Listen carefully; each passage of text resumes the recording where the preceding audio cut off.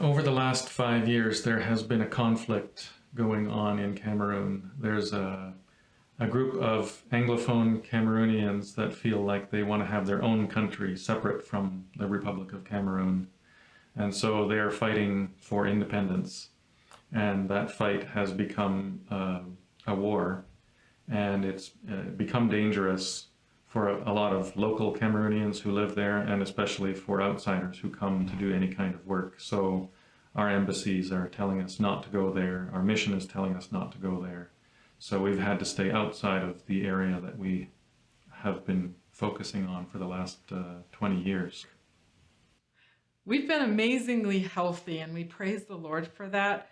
I would say my biggest challenge has been I have lost 4 pregnancies, and some of them were early, and even when they were early, they would drag on for months and needed intervention to finish. And we had a stillborn later so those all were very challenging times, and make us thankful for the 3 children that God has allowed us.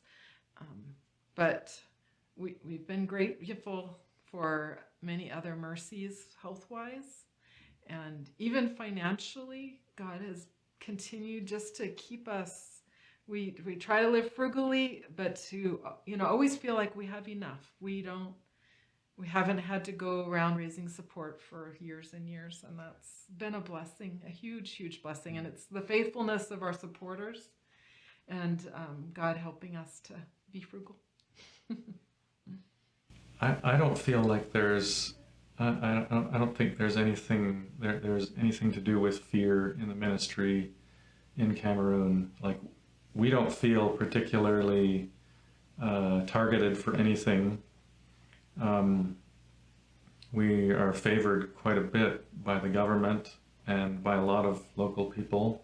Some people might say there could be a fear that, if all the missionaries had to leave, what would happen to Bible translation ministry.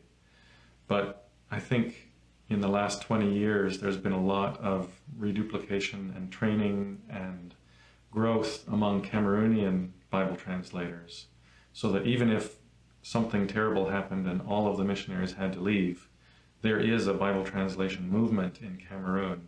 There are people that know about linguistics and literacy and translation and anthropology and can do all of these things.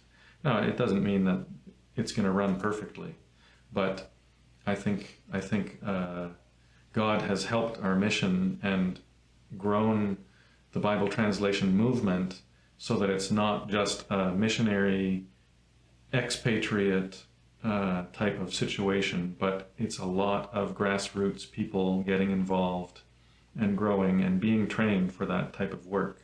So I don't fear if the mission has to leave Cameroon, or if we have to leave, or whatever. Things are going to go ahead. It just may not be as smoothly as if things continue as they have been in the past.